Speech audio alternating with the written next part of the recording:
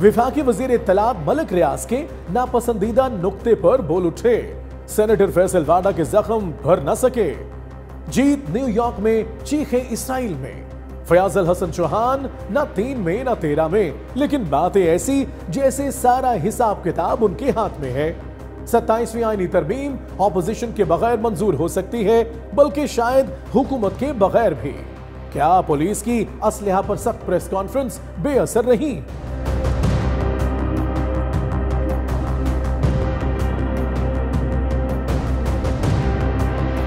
Talk is live के daily update में मैं हूं आपका host Haider Ali.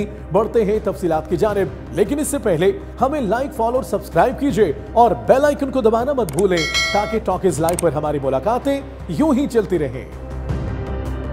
Property tycoon Malik रियाज के डिजिटल चैनल नुक्ता से 40 मुलाजमीन फारिग कर दिए गए। मीडिया में नौकरियों को जाना नई बात नहीं, मगर चूंकि इस बार नाम मलिक रियाज का था तो हर तरफ शोर मच गया और फिर जलवा हुआ वफाकी वजीर इत्तलात अता तारड़ का।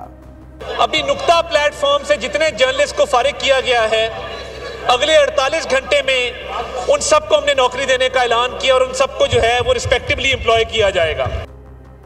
भाई वाह जनाब, अगर बयानात से रोजगार मिलता तो आधा पाकिस्तान एम्प्लॉयमेंट एक्सचेंज पर नहीं बल्कि असेंबली की लाइव स्ट्रीमिंग देख रहा होता। अता तारड़ साहब रोज कोई ना कोई चैनल दर्जनों मुलाजमीन फारिग करता है, कभी बोल न्यूज, कभी एक्सप्रेस, कभी समा, कभी डिजिटल मीडिया के नए प्लेटफॉर्म्स।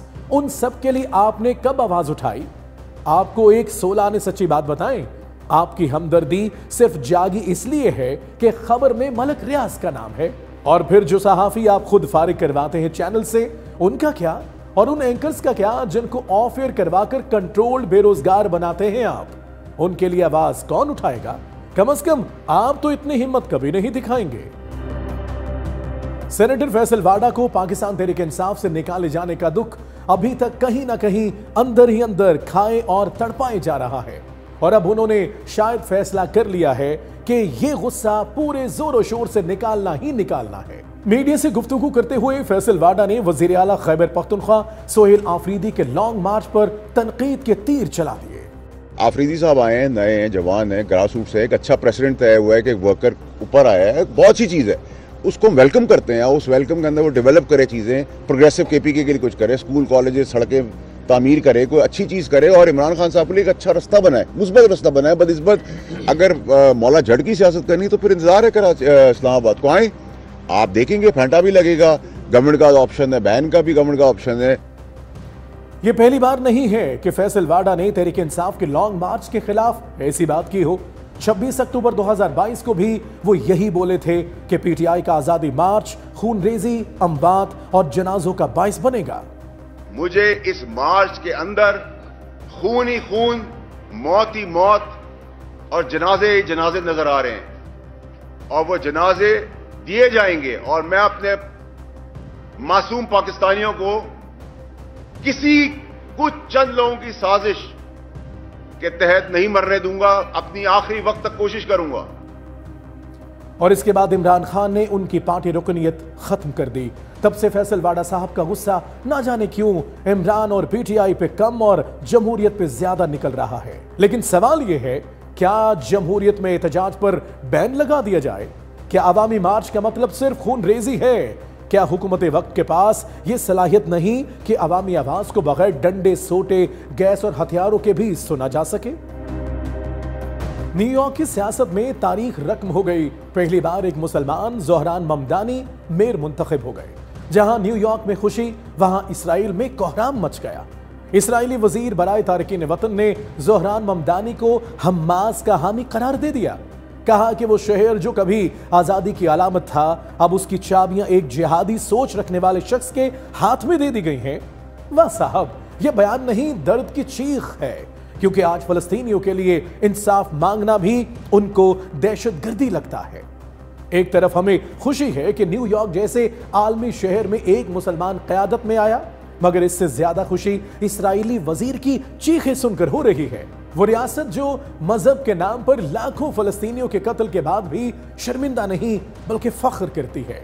और सिर्फ फख्र ही नहीं बल्कि हाय हाय मारे गए, लुटे गए, कत्लो गारत हो गई का शोर भी खुद मचाती है। कत्ल भी खुद करते हैं, मातम भी खुद करते हैं। ये होती है मक्कारी, इंटरनेशनल मक्कारी। साबिक सूबाई वजीर फयाजुल हसन चौहान ने ट्वीट किया जिसमें साबिक सेनेटर मुश्ताक अहमद को तनकीद का निशाना बनाया। आप कौन चाचा खामखा, ना एमपीए, ना एमएनए, ना सेनेटर, ना पार्टी सदर, ना पार्टी चेयरमैन, ना किसी आईनी अवामी फोरम के सरबरा। आखिर में 27वीं तरमीम मुस्तरद करता हूं। ना 3 में ना 13 में साहब बहादुर चले हैं आइन के दिए गए इख्तियार के मुताबिक होने वाले अमल को मुस्तरद करने। हर खुड में उंगली देने की आदत छोड़ दो, किसी खुड में सांप भी हो सकता है। चौहान साहब वाह बल्कि वाह वाह, आपकी गुफ्तगू में आज भी वही खुद साख्ता नरगस, हमारा मतलब है नरगसियत झलक रही है। बाकी सब तो खैर छोड़ें, ये हर खुड में उंगली ना देने की नसीहत खूब की है आपने। अब लगे हाथों ये भी बता दीजिए कि अब तक जितनी उंगलियां आपने दी हैं उससे कभी कोई खुड बंद भी हुआ या सभी खुडें चौहान लीग बन गई? चौहान साहब, सियासत में अब आपका किरदार बिल्कुल गेस्ट अपीयरेंस जैसा है। शोर ज्यादा, स्क्रीन टाइम कम और याद सिर्फ मीम्स में रह जाती है। ना 3 में ना 13 में, मगर तबसरे ऐसे जैसे पाकिस्तान के आईनी माहिर आजम हो। काश कभी एक बयान ऐसा भी आ जाए जिसे सुन के लगे कि फयाज चौहान अब सियासी मजाहिया किरदार से निकलकर संजीदा इंसान बन गए हैं। चलें संजीदा भी रहने दें, हम इंसान पर भी इक्तफा कर लेंगे। 27वीं आईनी तरमीम अब कौमी नहीं हुकूमती सरकारी मुहिम बन चुकी है। वजीर आजम ने अपने गैर मुल्की दौरे मनसूख कर दिए, शायद अपना दौर इक्तदार बढ़ाने के लिए। अयाज सादिक को इत्तेहादियों को मनाने का टास्क मिला। मौलाना फजलुर रहमान को मनाने के लिए फैसल वाडा मुकर्रर हुए। फैसल वाडा के बकौल मौलाना नीम रजामंद हैं। बज़ाहिर तमाम जमातें राजी हैं सिवाय एक के, पाकिस्तान तहरीक इंसाफ, जो रिवायती तौर पर हमेशा अकेली सफ में ही खड़ी नजर आती है। कौमी असम्बली में चेयरमैन पीटीआई बैरिस्टर गौहर ने कहा 27वीं आईनी तरमीम विफाक के लिए खतरा और पार्लियामेंट पर हमला है। 27वीं तरमीम इस ईवान के रूह के मनाफी है, आइन के रूह के मनाफी है। हुकूमत होश के नाउन ले, इस स्टेज पे कौम को मजीद डिवाइड ना करे। कौमी असम्बली में नून लीग के 125, पीपल्स पार्टी के 74 अरकान हैं, यानी हुकूमत के पास 237 वोट मौजूद हैं जबकि 224 दरकार हैं। जाहिर है तरमीम की मंजूरी अब महज रस्मी कार्रवाई रह गई है। मगर सवाल यह है, क्या यह तरमीम जमहूरियत को मजबूत करेगी या इसका नतीजा उलट निकलेगा? अगर ऑपोजिशन खामोश रही तो तारीख एक बार फिर यही लिखेगी कि यह इत्तेफाक राय नहीं, इक्तदार की असर नौ तकसीम थी। पाकिस्तान की तारीख में ऐसा पहली बार नहीं हो रहा। 1977 में आइन मुअत्तल हुआ, 1985 में बहाल और अब शायद शऊर मुअत्तल होने जा रहा है। इख्तियारात ऊपर, अवाम नीचे, जमहूरियत के नाम पर एक और जमहूरी जादूगरी शुरू होने वाली है। क्राइम कंट्रोल के हवाले से आए रोज आईजी पंजाब और मरियम नवाज की जानिब से बयान आते रहते हैं। सीसीडी चीफ की प्रेस कॉन्फ्रेंसेस के बावजूद हो क्या रहा है, आइए आपको दिखाते हैं।